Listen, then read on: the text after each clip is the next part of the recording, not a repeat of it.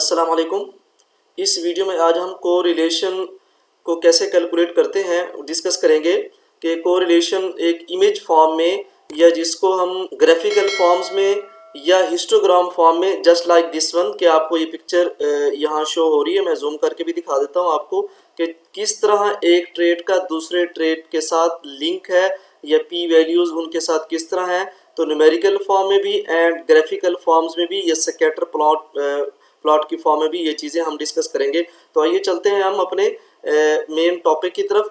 इसमें दो चीज़ें ज़्यादा अहम होती हैं, वो कौन कौन सी हैं कि एक डाटा जिसको एनालाइज करना है उसका फॉर्मेट एक्सेल शीट में किस तरह से होना चाहिए, प्लस आर स्टूडियो में जो कमांड या आर कोड या आर स्क्रिप्ट मेंशन करते हैं कि वो किस तरह से होना चाहिए। तो मैं दोनों चीज़ें इसी ट्यूटोरियल में डिटेल्स के साथ डिस्कस कर देता हूँ और जो आर कोड होगा वो भी वीडियो के डिस्क्रिप्शन में मौजूद होगा। आप भी एज ए ट्यूटोरियल या एज ए टेस्ट की फॉर्म में इसको सॉल्व कर सकते हैं। यहाँ हमारे पास है डाटा के 4 ट्रेड्स हैं। आपके पास कुछ और पैरामीटर्स भी हो सकते हैं जिनकी आप स्टडी कर रहे हैं कि जितने भी पैरामीटर्स हों उन सबको एक ही चार्ट में कर सकते हैं।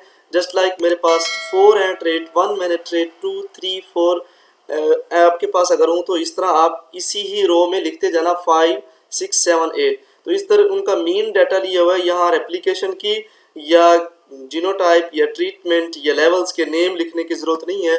जस्ट ये जो 4 ट्रीटमेंट्स होते हैं या पैरामीटर्स वो लिखे जाते हैं जिस तरह इधर मैंने मेंशन किए हुए हैं कि ये कोई भी अज्यूम्ड और सपोज डाटा है। यहाँ जस्ट आपको चेक कराने के लिए दिखाया गया। तो इस शीट का नाम मैंने लिखा है कोर, COR.XLX।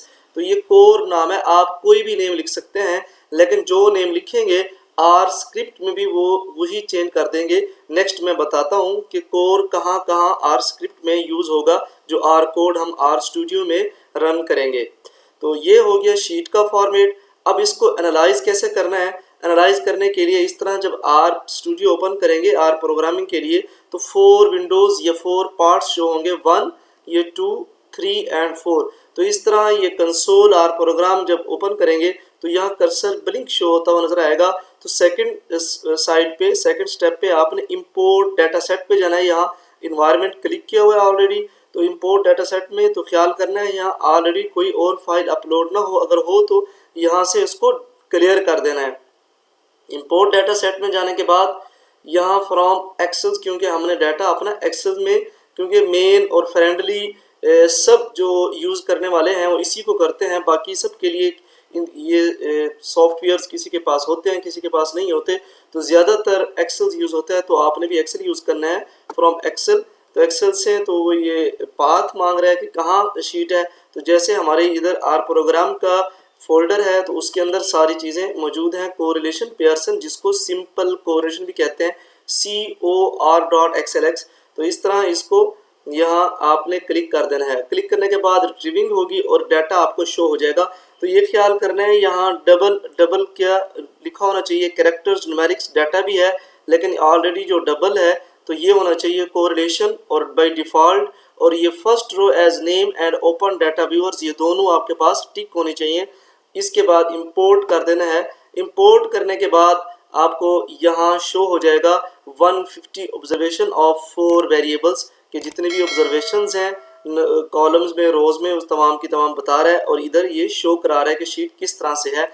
यहाँ से अब हमने आर कोड जो आपके डिस्क्रिप्शन में मौजूद होगा वो करना है। सबसे पहले जो हमने लिखना है वो है स्ट्रक्चर, कि किस तरह की फाइल देनी है उसको और किस तरह से करना है। स्ट्रक्चर यहाँ कोर, इसके करने के बाद एंटर प्रेस कर देना है। तो ये सारा टेबल यहाँ आपको शो कर देगा। ये बाय डिफ़ॉल्ट आर इस तरह से ही शो करेगा। इससे आपने वरी नहीं होना कि किस तरह से फॉर्म है। उसके बाद इंस्टॉल पैकेज साइट, कि इंस्टॉल पैकेज साइट ये आपने फर्स्ट टाइम इंस्टॉल करना है। ऑलरेडी मेरे पास इंस्टॉल्ड है, तो इसी तरह ही आपने ये रन करना है। आपके पास इंटरनेट होना चाहिए। तो जैसे ही फर्स्ट टाइम अगर आप कर रहे होंगे तो इस तरह से आपको ये शो हो जाएगा कि इंस्टॉल पैकेज किस तरह से है। यहाँ ये थोड़ा सा ख्याल करना है कि आपके पास इंटरनेट लाजमी होना चाहिए। दूसरा, यहाँ से भी आप चेक कर सकते हैं कि इंस्टॉल हुआ या नहीं हुआ। तो इधर आपने जाके पैकेज पे क्लिक करना है। तो यहाँ फाइंड आउट, कि फाइंड में जाके PS YCH क्लिक करना है। तो ऑलरेडी इंस्टॉल्ड है तो इट मीन्स यहाँ शो कर रहा है, तो यहाँ हम इसको क्लिक भी कर देते हैं। लाइब्रेरी साइट के ये इसको यूज़ करते हुए हम नेक्स्ट स्टेप की तरफ जाएंगे। लाइब्रेरी साइट वाला भी हो गया। फिर कोरिलेशन के ये 4 पॉइंट्स एज सच ही आपने इधर मेंशन करने हैं। इसमें मैं बता देता हूँ कि बी ये कोरिलेशन को आर प्रोग्राम में शो किया जाता है। कोर डॉट टेस्ट के इसका कोरिलेशन करना है। ये कोर फाइल का नेम है ये वाला, जिसको मैं इधर हाईलाइट भी या सिलेक्ट भी कर लेता हूँ। अगर आपकी फाइल का कोई और नेम है तो यहाँ आपने और लिख लेना है, जैसे कि test data, check data, research data, PhD, MPhil data, जो भी आपका यहाँ डाटा होगा, फाइल का नेम होगा जिसमें कोरिलेशन की वैल्यूज़ या जिसको डाटा एनालाइज करना चाहते हैं वो आप यहाँ लिखेंगे। 1 to 4 ये स्क्वायर ब्रैकेट्स, तो यहाँ पहले कॉलम से 4th कॉलम तक, यहाँ आप शीट देख भी सकते हैं कि ट्रेट 1 पहले कॉलम में है, देन 4 कॉलम है टोटल। अगर हमारे पास 10 कॉलम होते तो यहाँ हम 4 की बजाय 10 लिखते। तो आगे नेक्स्ट है $भी ये कोरिलेशन को इंडिकेट करता है कि किस तरह से बीटा वैल्यूज़ या कोरिलेशन को आर प्रोग्राम में सॉल्व करना है। आर कोरिलेशन, टी टेस्ट को, पी वैल्यूज़ को, एंड SE स्टैंडर्ड एरर को, कि तमाम ट्रेड्स का आपस में कोरिलेशन भी देखना है, उनकी टी वैल्यूज़ भी फाइंड आउट करनी है, उनकी पी वैल्यूज़ भी एंड स्टैंडर्ड एरर भी। तो लास्ट में जाके आपने इंटर प्रेस करना है तो तमाम रिजल्ट्स आपको स्क्रीन पे शो हो जाएंगे।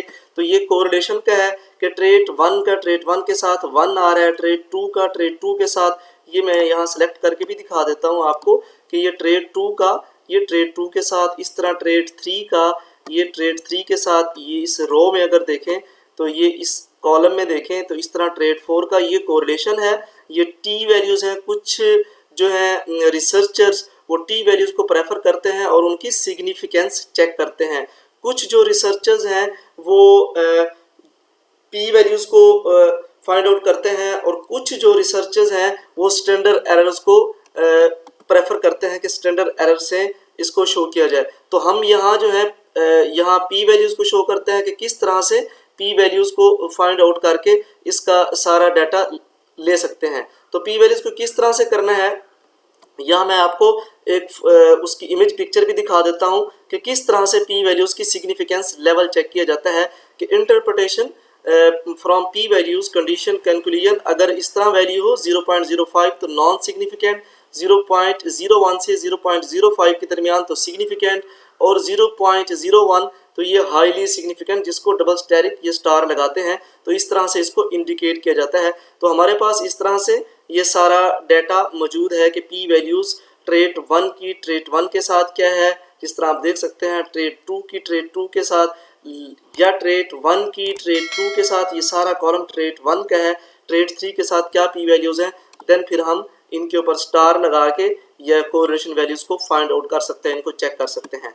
नेक्स्ट हमारे पास ये सिंपल पेयरसन कोरिलेशन, यहाँ तक तकरीबन तमाम सॉफ्टवेयर्स फाइंड आउट कर सकते हैं। नेक्स्ट जो स्टेप है जो सिर्फ आर प्रोग्राम में होता है या किसी और सॉफ्टवेयर में होता होगा, लेकिन इस तरह से इजी नहीं होता होगा जस्ट लाइक जैसे आर प्रोग्राम में है।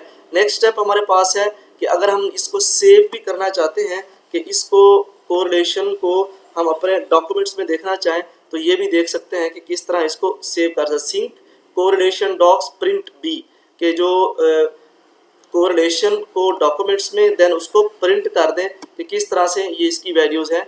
देन इधर एंटर प्रेस करना है तो ये डॉक्यूमेंट्स में जाके आपके पास ये तमाम डाटा सेव होगा कि किस तरह से उसका है, कि ऑलरेडी हमने इधर उसको सेव किया हुआ है कोरिलेशन डॉक्स की फॉर्म में, कि ट्रेड 1 का ट्रेड 2 के साथ किस तरह से ताल्लुक है, ताकि आपको यहाँ से कॉपी पेस्ट करने में कोई प्रॉब्लम ना हो। तो ये कोरिलेशन मैट्रिक्स यहाँ आपको शो होगी है।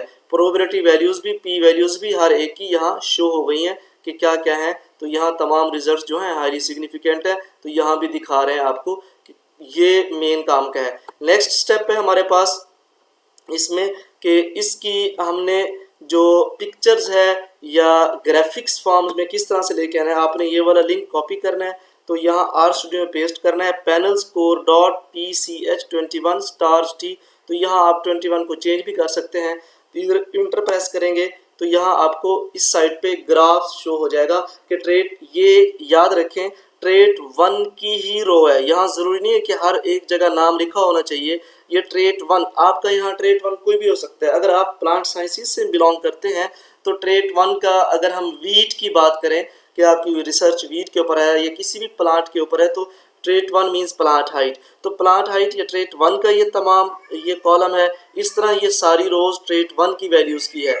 तो इसी तरह इसको अगर इसके साथ कंपैरिजन करें तो ये ट्रेट 2 की ही ये कॉलम होगा और ये ट्रेट 2 की रो होगी। तो इस तरह इसको इसके साथ करें तो इसका मतलब होगा ट्रेट 2 का ट्रेट 2 के साथ। अगर इसको इसके साथ करें तो ये ट्रेट 3 है और ये ट्रेट 2 है।